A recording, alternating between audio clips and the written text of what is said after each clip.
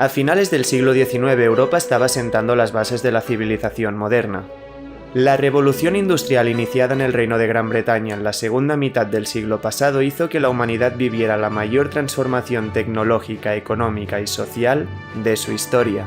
En menos de 100 años vivimos una transición hacia una economía urbana, mecánica e industrializada. Y todo ello que puso las semillas para el nacimiento de la nueva sociedad humana puede reducirse a algo que a día de hoy damos por sentado. Aprendimos a controlar la energía. Y con el desarrollo de la máquina de vapor, un motor de combustión interna que transformaba la energía térmica del agua en energía mecánica, abrimos la puerta a la era industrial. Y en este contexto, toda la ingeniería europea se centró en aumentar la eficacia de unos procesos industriales que, por el poco conocimiento que teníamos acerca de los fundamentos de la energía, eran demasiado ineficientes. Y esta voluntad fue la que nos llevó a establecer los principios de la termodinámica, llegando así a una de las máximas de la física. La energía ni se crea ni se destruye, solo puede transformarse o transferirse. Esta ley de la conservación de la energía estableció los pilares de la termodinámica, pero la verdadera revolución llegaría con la segunda ley, una ley que no solo nos iba a explicar los fundamentos de la energía, sino que iba a abrir las puertas de los lugares más oscuros de la realidad y hacer que nos cuestionáramos la propia naturaleza del tiempo e incluso el fin del universo. Nos encontramos en la ciudad de Zúrich, hogar de un físico y matemático alemán que se iba a convertir en el primer protagonista de nuestra historia. Rudolf Clausius, quien había sido uno de los fundadores de la termodinámica, era profesor de la Escuela Politécnica Federal de Zúrich, donde estaba intentando resolver las contradicciones que emergían del principio de conservación de la energía. La primera ley de la termodinámica nos decía que la energía no podía crearse ni destruirse, pero no había ningún principio que explicara qué llevaba la energía a transformarse. Esta duda obsesionó a Clausius durante años. Sabía que debía haber algo profundo en los cimientos del universo que llevara a la energía a cambiar en los procesos termodinámicos.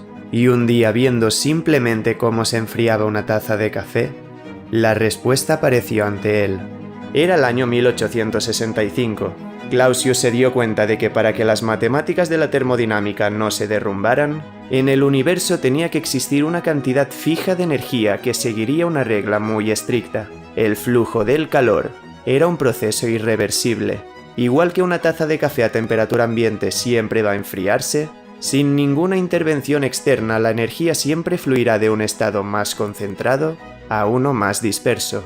Y fue así como, para poner los cimientos matemáticos a este principio que acababa de descubrir, bautizó el concepto de la entropía, con una ecuación que nos decía que sin añadir energías externas, una forma de energía siempre va a desplazarse de un cuerpo caliente a uno más frío, en un proceso en una sola dirección. La entropía estaba emergiendo como una medida de cómo el calor se disipa, y la fórmula de Clausius nos decía que a medida que las cosas se enfrían, su entropía aumenta. Y a no ser que venga una energía de fuera, todo se acercará a una misma temperatura. La segunda ley de la termodinámica acababa de establecerse y el mundo por primera vez oyó hablar de la entropía. Aún así, en su origen, la entropía se limitaba solo al plano de los flujos de calor. En un proceso energéticamente perfecto, el cambio de entropía sería cero, pero en el universo real, la entropía siempre es mayor que cero. Y este inevitable incremento de la entropía es lo que hacía que las máquinas no pudieran ser perfectamente eficientes. Siempre había una parte que se perdía y el concepto que explicaba esto era la entropía. Pero hizo falta una revolución para comprender que la entropía iba mucho más allá de la termodinámica y que escondía los secretos mejor guardados del universo. Era el año 1877. El mundo de la física ha cambiado completamente con la formulación de la segunda ley de la termodinámica y la naturaleza de la entropía ha cautivado a científicos de todo el mundo, obsesionados con comprender los fundamentos del universo que explicaran por qué ésta siempre aumentaba. Pero solo uno de ellos consiguió sumergirse en esa melodía del cosmos. Su nombre era Ludwig Boltzmann, un físico austríaco que estaba trabajando como docente en la Universidad de Graz y que ya era conocido en el panorama europeo por sus contribuciones a la estadística. Y en un momento en el que ni siquiera había consenso sobre la existencia de los átomos, Boltzmann llegó con una idea radical. Él afirmó que si nos sumergíamos en las entrañas más microscópicas de la realidad, veríamos que el universo estaba compuesto de unas partículas en constante movimiento. Boltzmann estaba seguro no solo de que los átomos existían, sino de que estos podían revelar por qué la entropía hacía que el universo fluyera en un camino irreversible. Pero esta imagen del cosmos tenía un gran problema, y es que no podíamos estudiar trillones de esos átomos. Por ello, Boltzmann empezó a trabajar con probabilidades y no con las certezas que hasta ese momento creíamos que explicaban el funcionamiento del universo. Y poniendo los cimientos de la mecánica estadística, Boltzmann explicó el comportamiento termodinámico de la materia como el resultado de la suma de movimientos individuales de pequeñas partículas. Cualquier entidad macroscópica era la suma de átomos, y lo que percibíamos como una transferencia de calor era en realidad una dispersión de la energía a los átomos vecinos. Una misma energía era distribuida entre muchos más átomos. Así, una energía bien dispersa y en equilibrio apelaba a una alta entropía, mientras que una energía muy concentrada apelaba a una baja entropía. Boltzmann sabía que estaba llegando a la respuesta, y describió todo este proceso a través de una fórmula matemática con la que estaba diciendo que había muchas más formas de que las cosas estén dispersas y desordenadas que de que estén ordenadas. Era por esta razón que por sí solo, el universo siempre tendía hacia el desorden, una fórmula que lo unía todo. Una fórmula con la que Boltzmann nos estaba demostrando que el desorden era el destino de todo. Pero no porque hubiera ninguna ley que empujara hacia este desorden. Boltzmann no estaba hablando de certezas ni de fuerzas. Estaba hablando de probabilidades. Y dijo que la única razón de que no viéramos una violación de la segunda ley de la termodinámica a nivel macroscópico era porque es extremadamente improbable que los trillones de partículas que conforman un sistema colaboren todas a la vez, en un mismo sentido. Pero este enfoque estadístico de la termodinámica no gustaba a los científicos contemporáneos, que se negaban a aceptar que una ley fundamental de la naturaleza no fuera determinista. Muchos físicos de la época menospreciaron y ridiculizaron el trabajo de Boltzmann, quien ante esta frustración cayó en una depresión que lo llevaría a suicidarse en Trieste en el año 1906. Y aunque pocos años después de su muerte llegaron las pruebas de que su teoría era cierta, Boltzmann jamás llegó a saber que su concepción de la entropía iba a cambiar para siempre el modo como vemos el universo. Con Boltzmann vimos que la entropía del universo siempre aumentaba, y fue así como empezamos a hablar de que todo tendía desde el orden hasta el desorden. Pero esto no era del todo cierto, porque ni la baja entropía es siempre orden, ni la segunda ley de la termodinámica implicaba siempre una tendencia al desorden. Es solo una cuestión de probabilidades, porque para algunos macroestados hay muchísimas combinaciones de microestados que llevan a prácticamente el mismo resultado. Pero hay otros que solo pueden ser producidos por unos pocos microestados. Y con el tiempo y con una mejor comprensión del legado de Boltzmann conseguimos un profundo conocimiento de la entropía y de cómo ésta se relaciona con la vida, el tiempo y el destino final del universo. Hemos escuchado muchas veces que hay más estrellas en el universo que granos de arena en las playas de la Tierra, y es precisamente siguiendo esta alegoría que podemos comprender los fundamentos de la entropía. Una medida de cuántas formas distintas puedo reorganizar unas partículas y aún así a nivel macroscópico, mantener un mismo estado. Imaginemos que cada grano de arena de esta playa es un átomo de un sistema. Si queremos reorganizar estos granos para simplemente tener una montaña de arena, hay trillones y trillones de formas de hacerlo. Virtualmente cualquier cambio que hagamos en los microestados de la arena va a conducir a la misma pila.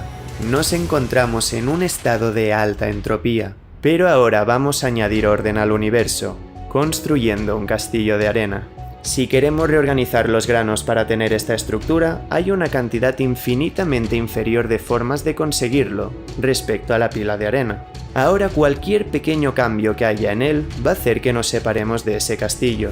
Nos encontramos en un estado de baja entropía. Muy pocos microestados llevan a ese macroestado. Y si no hacemos nada, no forzamos que el castillo mantenga su forma, cuando las fuerzas del universo actúen sobre él, lo que va a suceder es que inevitablemente va a evolucionar hacia el estado de mayor entropía. Por sí solo, el castillo va a terminar convirtiéndose en una pila de arena. Y es cierto que el viento podría hacer que los granos de una pila de arena terminaran construyendo un castillo, pero la probabilidad es abrumadoramente pequeña.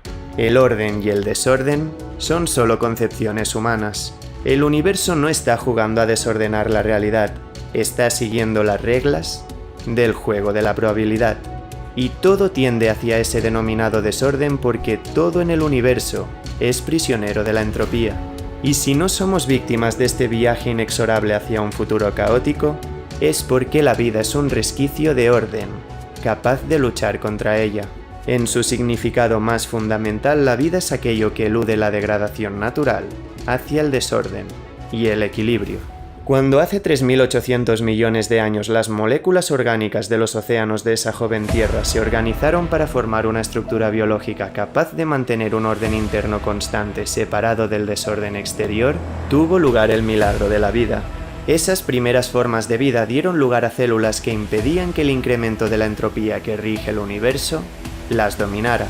Eludimos el desorden y vivimos en el orden. Y durante miles de millones de años la vida en la Tierra ha estado luchando contra la entropía, evolucionando hacia todos los seres vivos que habitan el mundo a día de hoy. Pero tras tanto tiempo, todo se sigue reduciendo a esa misma lucha. Mantener un orden molecular dentro de un universo que nos empuja hacia el desorden. Pero aunque podamos luchar contra esta tendencia, la vida tiene un límite. Porque todos, desde la forma de vida unicelular más sencilla hasta los seres humanos, somos prisioneros de otro de los grandes desconocidos, de un concepto que rige la evolución de todo lo que nos rodea, pero que sigue siendo un misterio: el tiempo.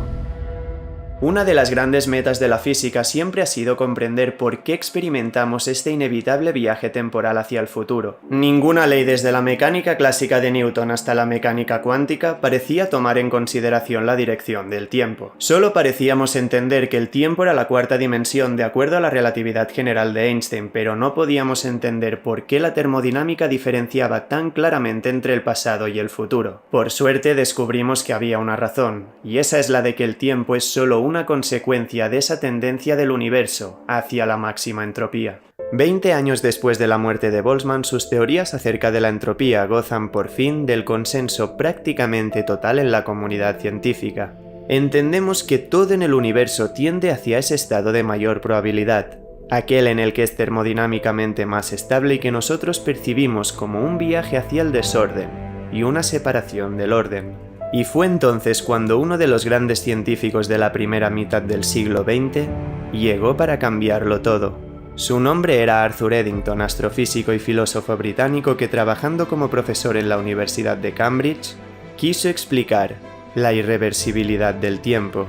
En un momento en el que ninguna ley física explicaba por qué el tiempo fluía en una única dirección, Eddington bautizó un concepto basado en la asimetría entre el pasado y el futuro. El mundo oyó hablar por primera vez de la flecha del tiempo. Eddington determinó que el tiempo era una entidad lineal que discurría sin interrupción desde el pasado hasta el futuro, empezando a avanzar en el momento del que más tarde se definiría como el Big Bang, y haciéndolo sin descanso hasta la muerte del universo. Con esta teoría, Eddington estaba uniendo dos de los conceptos más misteriosos para la ciencia: la entropía y el tiempo. Porque con ella vimos que el tiempo era simplemente una manifestación de esa tendencia inevitable hacia el desorden. Avanzamos en el tiempo porque el universo está condenado a fluir hacia un estado de mayor entropía. El tiempo avanza porque la entropía más alta es estadísticamente más probable. Así que entonces, tal vez, el tiempo no sea más que un fenómeno estadístico, una simple consecuencia de la probabilidad aplicada a la termodinámica. Esta concepción de la flecha del tiempo abrió la puerta a todo tipo de conjeturas que entraron en el campo de la ciencia ficción. Se empezó a hablar de cómo, si en un futuro fuéramos capaces de revertir la entropía con unas máquinas capaces de forzar una inversión y hacer que la entropía disminuyera, entraríamos en una nueva realidad donde la flecha del tiempo fluiría en otro sentido, una realidad donde veríamos cómo el tiempo se invertiría, donde las causas serían consecuencias, donde las consecuencias serían causas, donde nuestro pasado se convertiría en su futuro y donde su futuro sería un reflejo de nuestro pasado. Todas estas paradojas temporales no hicieron más que demostrar que esa tendencia al aumento de la entropía era una forma de autoprotección del universo. Esa tendencia al desorden era un fundamento tan fuerte de los pilares del cosmos que permitía asegurar esa transición inevitable hacia el futuro.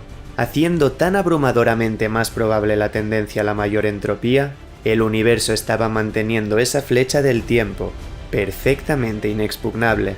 La forma de asegurarse de que si bien podría haber resquicios de lucha contra ese viaje al desorden, la entropía y el tiempo de la mano iban a hacer que todo evolucionara hacia el destino final del cosmos. Cuando comprendimos la relación entre la entropía y el tiempo, vimos que desde que Boltzmann estableciera sus fundamentos matemáticos, estos siempre nos habían estado enseñando cuál sería el destino de todo lo que conocemos. Porque si todo tendía hacia ese estado de mínima energía, llegaría un punto en el que la entropía ya no podría aumentar más. Un momento en el que todo se detendría, un momento en el que ya no sucedería nada y seguiría sin suceder nada para siempre. Un momento en el que el tiempo simplemente dejaría de existir. Nos encontramos en las inmediaciones de Próxima Centauri, en un futuro muy lejano. Hace miles de millones de años que la Tierra ha desaparecido engullida por el Sol, pero la que fuera nuestra estrella vecina más cercana continúa con vida. Dentro de 10 billones de años, solo las estrellas de su especie seguirán viviendo. Próxima Centauri es una enana roja, un tipo de estrella tan pequeña que quema su combustible nuclear muy despacio, permitiendo esta abrumadoramente longeva esperanza de vida.